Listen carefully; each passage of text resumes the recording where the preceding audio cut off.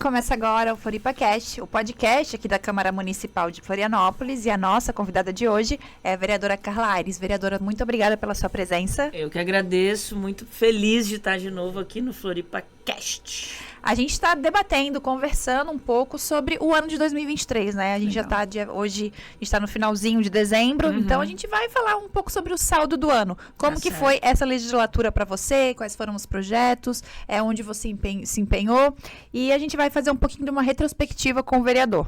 Tá bom. Vereadora, foi um ano bastante intenso, foi, né? Mas eu acho que um dos marcos, uns grandes marcos esse ano, né? Eu acredito que você também deva pensar assim, foi a Procuradoria Especial da Mulher, né? Eu queria que você falasse um pouquinho de toda, desde o comecinho até a instalação, até você como procuradora, e agora nesses últimos, não eventos, né, que tiveram, né? Que teve as ações, exato. Assim, é bem interessante porque a semana passada, no final da semana, uma semana inclusive, nós fizemos um processo de avaliação do ano ali dentro do mandato também, e uma coisa que ficou muito nítida é o quanto que 2023 foi um ano de muito trabalho, mas sobretudo da gente colher de fato várias coisas que desde o primeiro ano do mandato a gente tem apresentado, né? Então, a Procuradoria mesmo foi uma ação que a gente trouxe, uma proposta que a gente trouxe para a Comissão da Mulher, quando eu estava na presidência em 2021, no primeiro ano aqui da legislatura, e agora que a gente conseguiu implementar, né? Então, a gente aprovou no final do ano passado, no dia 7 de dezembro, foi implementada no dia 14 de julho desse ano, e tivemos esse semestre de ações, né? Então, a política tem o seu tempo, né? O tempo da gente dialogar aqui dentro, fazer convencimentos também, convencer os colegas. A gente é uma Câmara bastante diversa do ponto de vista partidário, ideológico, mas eu sou uma pessoa que tem bastante calma, assim, sabe? E gosto de respeitar esses processos. Então, eu fiquei nesse semestre, que foi o primeiro semestre de atuação da Procuradoria como procurador especial. A gente teve uma tarefa bem importante de construir acordos, pactos, relações com instituições para fora da Câmara, né? A gente até fez um balanço sobre a Procuradoria, que a gente está chamando de um semestre de estruturação dela, né? Conseguimos a sala aqui via mesa diretora, pela presidência, que está à disposição para atendimentos. Isso, né? Acho que é legal a gente frisar bastante, né? Que realmente ela não está acontecendo só de forma ali nos bastidores, ela é física, né? É física, ela tem uma sala aqui no térreo da Câmara, a gente retorna agora na primeira semana de janeiro, né? Então tem o telefone, o e-mail da Procuradoria também para fazer agendamentos. E esses acordos de cooperação que a gente está firmando também está ajudando nesses atendimentos, seja com o escritório modelo da UFSC, né? Jurídico, também com o TJ, que a gente tem uma parceria breve, assim, com o NEAVIT, que é do Ministério Público. E agora estamos com a Defensoria Pública do Estado e estamos finalizando um acordo que talvez a gente assine o ano que vem junto com a PRI, né, que virá a ser a próxima procuradora, com a Unisul, é uma parceria para atendimentos psicossociais para as mulheres que vêm até nós. Importante. E aí a gente vai precisar também do empenho não só do FloripaCast, da nossa comunicação aqui da Câmara, para fazer as pessoas saberem, né? Então, nós, além desses pactos, nós fomos em escolas do norte e do sul da ilha. Isso, tiveram várias ações, né? Tivemos essas ações que foram as palestras nas escolas sobre a Lei Maria da Penha, que a gente conseguiu dialogar com umas 500 crianças e adolescentes, né, com os professores, os pedagogos e tudo. E nessas escolas que nós fomos, que foi no Campeche e em Canasvieiras, a Wanda Procuradoria também esteve no território na mesma semana para atender a comunidade. E agora, na semana passada, nós fizemos uma ação em conjunto com a vereadora Manu, da Escola do Legislativo, em que a gente teve na praça, aqui na Catedral, com a Van dos Direitos também, e com a Van da Vacinação, numa parceria de divulgação da vacina do HPV, né, para meninas jovens e tal. Então, na Procuradoria foi um pouco essas ações. Vereadora, como você falou no começo, você fez o balanço ali da legislatura, foi um ano bem trabalhoso, e não só a Procuradoria Especial da Mulher, né, que a gente falou ali anteriormente, que eu acho que realmente foi um marco, né, desde o momento ali em que foi assumido em 2021, que você já está propondo isso, mas também tiveram as frentes parlamentares, né? Discussão do clima foi uma delas e cultura, né? Eu queria que você me falasse da importância dessas frentes, né, e discutir esses assuntos.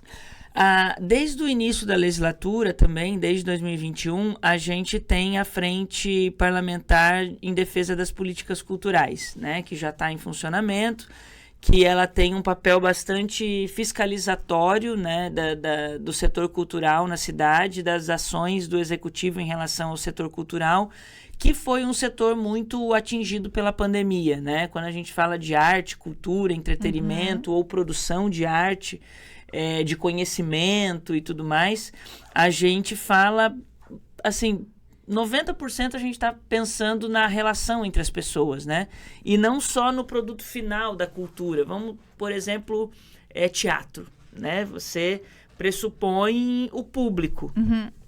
Mas o teatro não é só a peça naquele momento, ele tem todo um ecossistema por trás, né? Pessoas também que vivem disso, né? Que vive de luz, que vive de som, que vive de cortina, que vive de cenário, de uma série de coisas. Então a pandemia afetou tudo isso.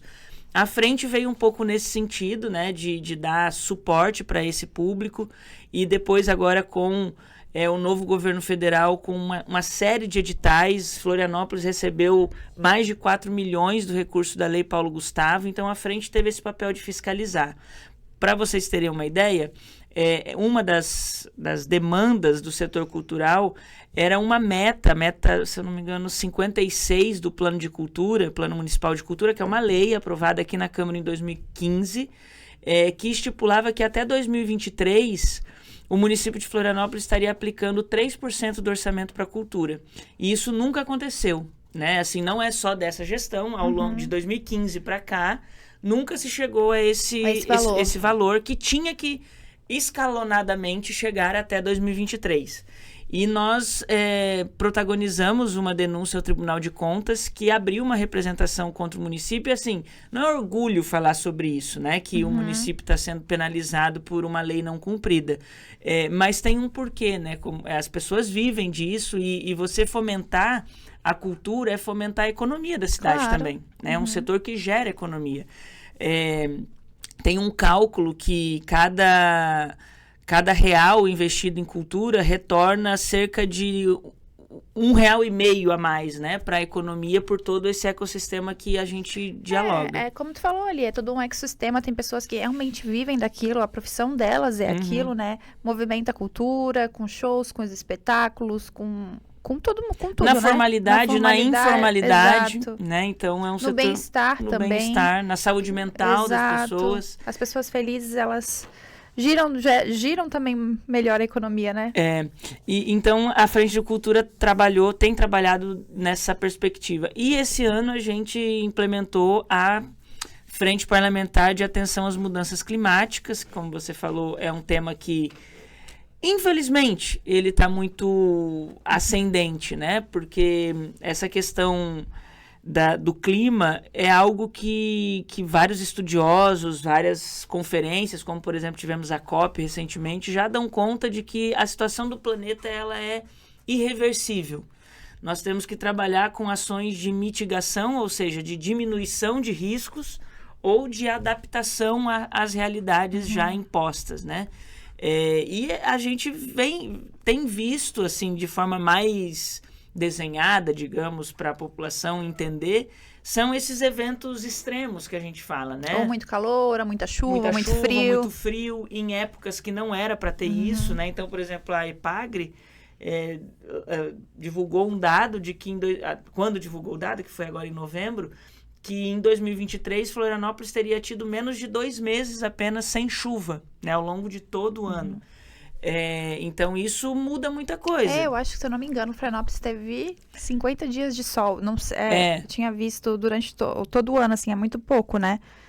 Muita chuva. Muita chuva para uma cidade que, querendo ou não, é a base do turismo, né? Que depende disso. Mas, claro, calor, chuva, alagamento, o que isso tem a ver, né, com a vida das pessoas? Tem a questão da mobilidade, tem a questão da moradia.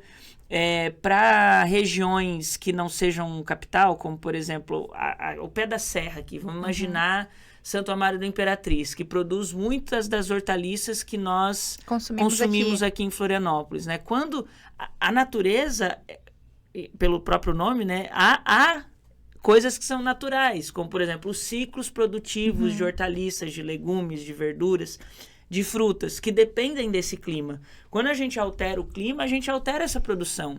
Consequentemente, a gente altera a oferta de alimento.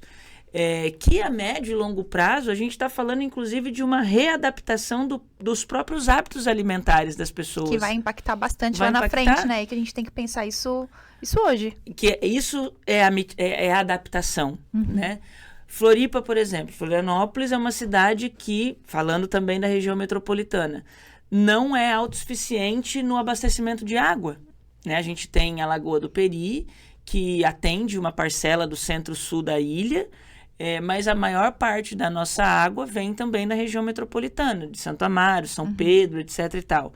E nós não temos, Florianópolis hoje não tem um projeto a curto e médio prazo para a construção de reservatórios de água, para adaptar aos longos períodos de seca que nós vamos viver. Se a gente está falando, agora a gente passou por longos períodos de chuva e alagamento, mas se em um período tem muita chuva, no outro período vai ser muita seca. E nós não temos esse projeto, que seria de adaptação também, de reservatórios, como a gente tem em BH, como a gente tem em São Paulo, né? Então, a gente precisa começar a falar sobre isso. Né? Se num período está chovendo muito, poxa, vamos construir reservatórios para captar essa água, né? Vamos fazer minimamente as estruturas do poder público, como a Câmara Municipal, as escolas, as creches, os postos de saúde, ações de reutilização de água.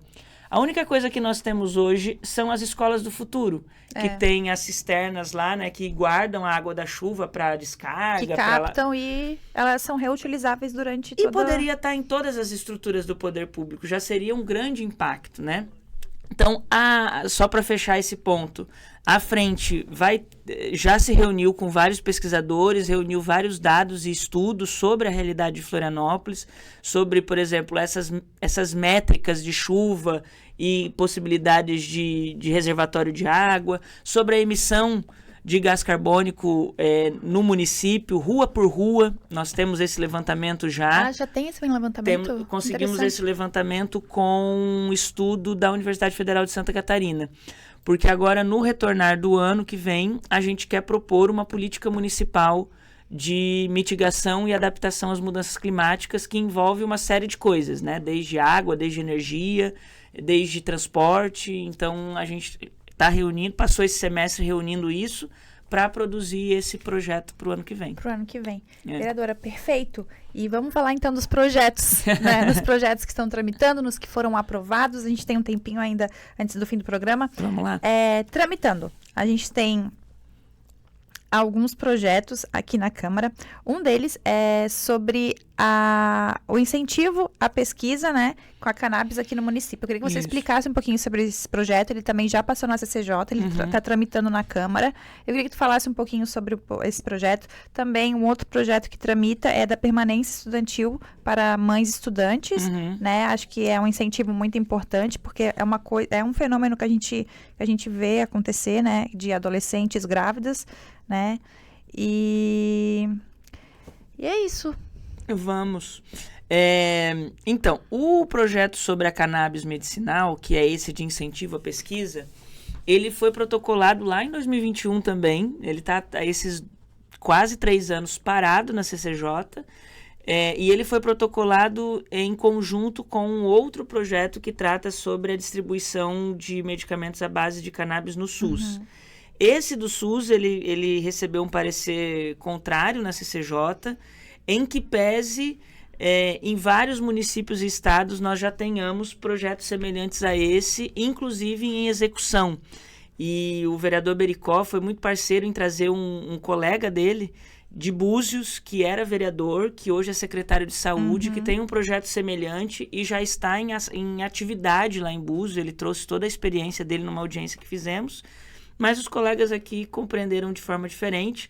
Mas esse da pesquisa é interessante porque, mesmo que a gente não tenha essa distribuição gratuita, Florianópolis é uma referência na produção de óleo de cannabis. A Universidade Federal. Tem a Universidade Federal. Então, a Universidade Federal, o campus que é autorizado a produzir, plantar e produzir... Se eu não me engano, acho que é o de Curitibanos. De Curitibanos, exato. Mas mesmo assim, o campus de Florianópolis tem pesquisadores, principalmente da área da medicina e da farmacologia, eu acho farmacologia. Que é isso, né? Farmacologia. Que desenvolvem pesquisa nessa área. Cannabis. E tem essas associações, né? Que algumas produzem com habeas corpus, outras não, né?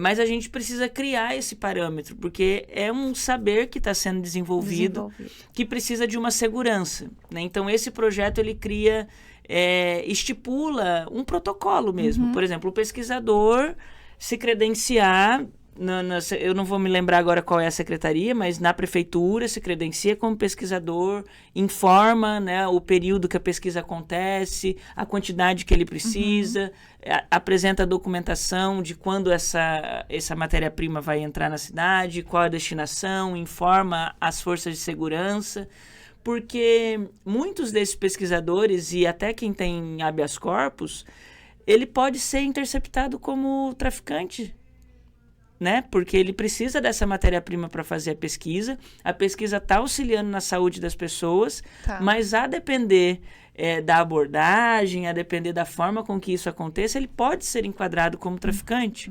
E a gente precisa dar segurança e separar as coisas, né? Só uma dúvida que eu tenho a respeito desse projeto, vereadora. A nível de pesquisa, a gente hoje tem a Universidade Federal, algumas universidades particulares, a Unisul, e também a Universidade do Estado de Santa Catarina, né? A UDESC. A UDESC, mas eu acredito que mais voltadas para essa área de pesquisa medicamentosa, a gente tem UFSC e Unisul, assim. Isso, UFSC e Unisul, acho que... O médico, o Dr. Rafael da Unisul, é bem avançado nessa área. Eu acho que UFSC e Unisul hoje que é mais voltada para essa área de realmente pesquisa medicamentosa, né? E geralmente quando essa questão de pesquisas, eu não sei como que... Na UFSC a gente sabe que é a nível federal, sim, eles têm toda essa coisa com matéria-prima, eles pedem autorização, enfim, eles têm esse habeas corpus. E na Unisul eu já não sei como que funciona isso, né? Alguns têm habeas corpus para pesquisas específicas, outros não. Essa é a questão. Não é todos que não têm. Não são todos que têm, né? Então, é uma questão que está em aberto. E a gente sabe que causa uma insegurança, né? Então, o nosso projeto, ele acompanha discussões que estão em âmbito nacional como um antecipar dessas discussões, né? E tem... Para ele ter um respaldo municipal... Para aquilo ali, antes mesmo de procurar... E, assim, não é uma questão de legalização, né? Porque a gente não está tratando como insumo, como droga, esse tipo de coisa, né? Matéria-prima para medicamento, né? Para medicamento, assim como o ácido, assim como qualquer coisa, é muita coisa que vem, né? Eu sou muito apaixonada por esse tema, porque eu não sei nem se a gente já falou aqui mais aprofundadamente, mas a cannabis, a maconha, enfim, que muita gente tem medo de falar sobre isso, a matéria-prima, ela é quase que 100% utilizada para alguma coisa, né? Então, o caule dela, né, gera fibra, que faz roupa, que faz corda, né, que é o cânhamo que a gente fala.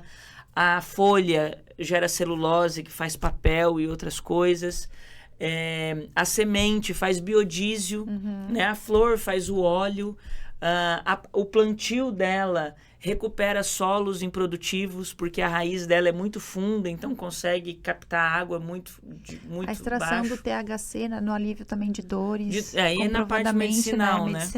Então, a pesquisa, ela também extrapola o medicinal, né? Existe toda uma indústria de têxtil sobre isso, uma indústria...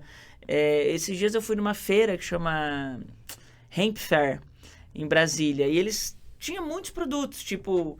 cabinho de celular, aquela coisinha que encapa o cabinho, feita com fibra de cannabis, né? Então ela é meia, 100% aproveitável. Eu vou dizer 99% aproveitável, para não dizer que não sobra nada. E aí, claro, tem outros projetos nossos aí tramitando que você já citou, esse da permanência estudantil, né? Que a gente não gostaria que a gravidez infantil fosse uma realidade, né?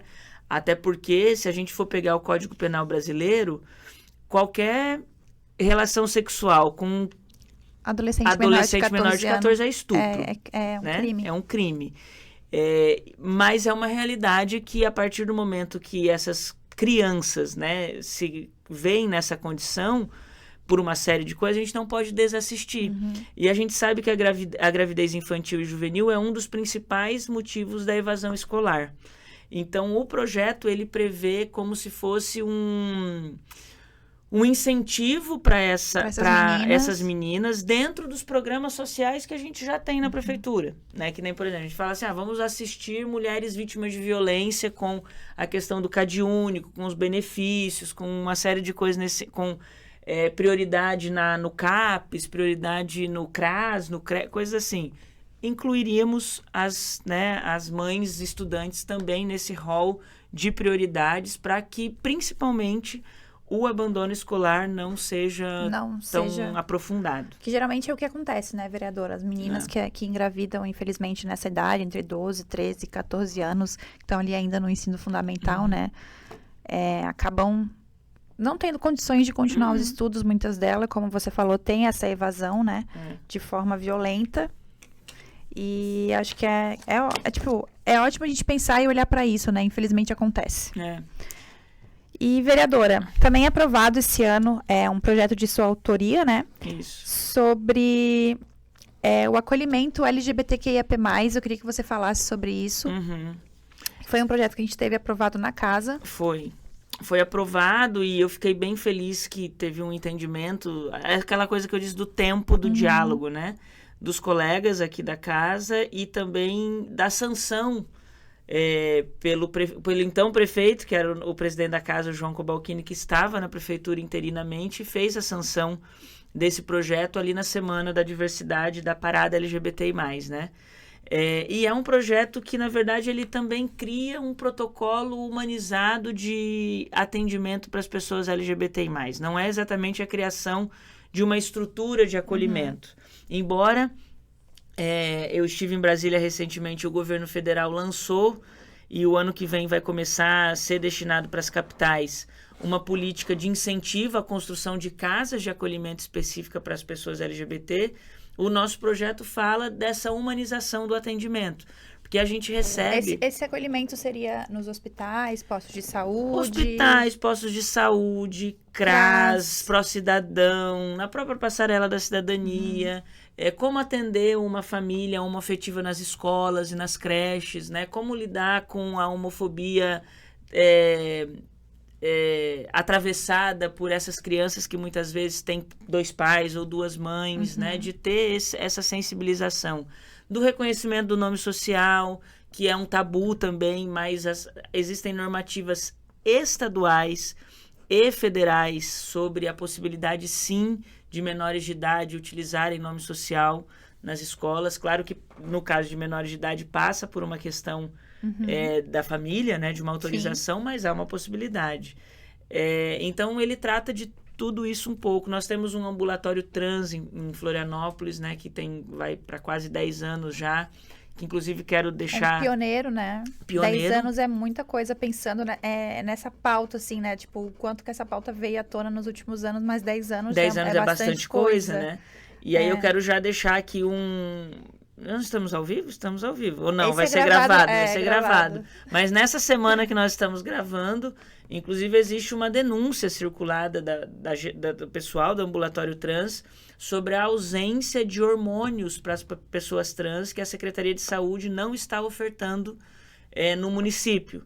E que precisa, enfim, né, pode apagar, e esse tratamento também é sobre saúde dessas pessoas, né? Então, o ambulatório tem essa importância.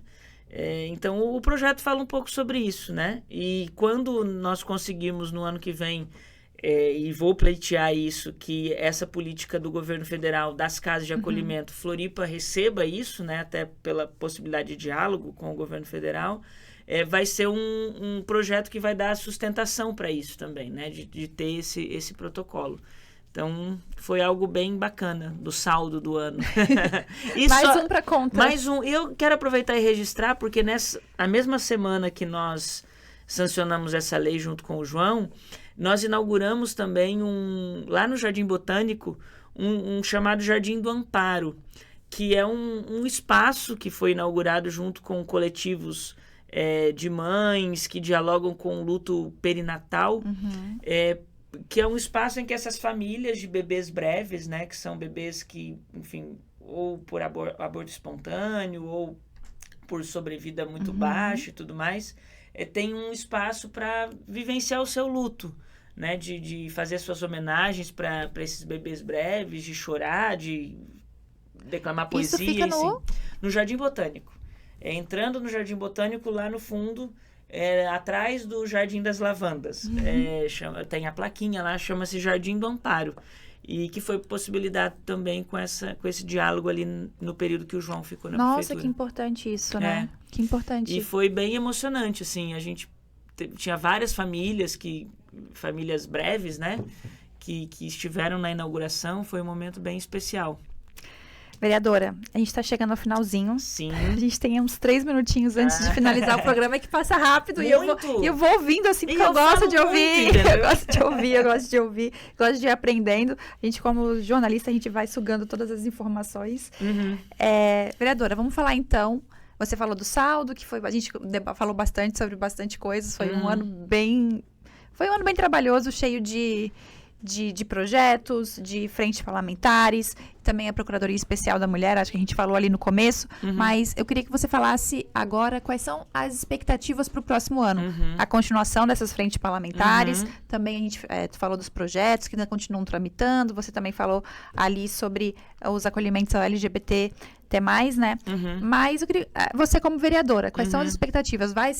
Ano que vem, ano de eleição, né? A gente quer saber, vai se candidatar à reeleição? Como é que vai ser? Porque ano que vem é um ano um pouquinho mais curto, né? É um ano politicamente bastante atípico, né?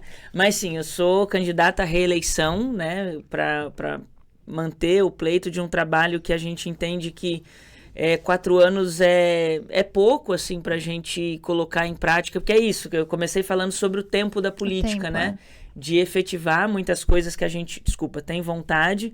Então, eu sou candidata à reeleição e a ideia, pelo menos ali antes do processo eleitoral, é de a gente tentar avançar nos projetos que estão em tramitação ainda. Nós vamos focar muito nisso, em tentar entregar para a população, para os eleitores, que, no meu caso, extrapola.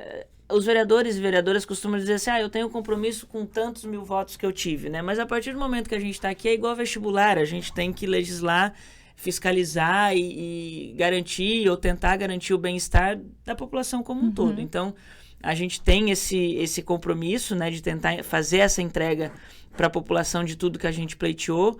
Certamente, essa questão das mudanças climáticas é algo que a gente vai apresentar bastante propostas para a população e para o Poder Executivo ainda no primeiro semestre. Reafirmar algumas pautas que nós temos esses compromissos e devemos entrar brevemente, já como spoiler, em algumas questões que têm nos chegado muito, relacionadas à questão do direito dos idosos. Né? É um tema que tem vindo para o mandato, que a gente pretende trabalhar com alguma atenção no primeiro semestre ainda. E acho que é isso. Tentar aprovar o que nos falta, o que nos resta, e tentar garantir a reeleição.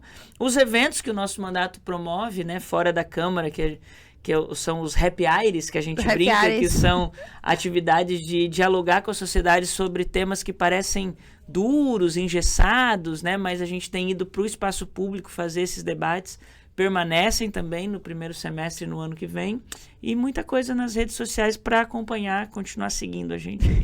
É só procurar no Instagram, Carla Aires. @carla.aires13. 13, né? E no Twitter? No Twitter, @carlaaires. Fechou. E aí, claro, a gente tem um trabalho muito hercúleo de fazer o monitoramento e a fiscalização, no caso do nosso mandato, muito de perto de todos os programas, todos os recursos, todas as políticas que o governo federal tem mandado para a cidade também. Vamos acompanhar ali. Show, vereadora. Obrigada pela presença, viu? Feliz ano aí para todos nós. Feliz ano. Beijo. Beijo. Floripacast fica por aqui.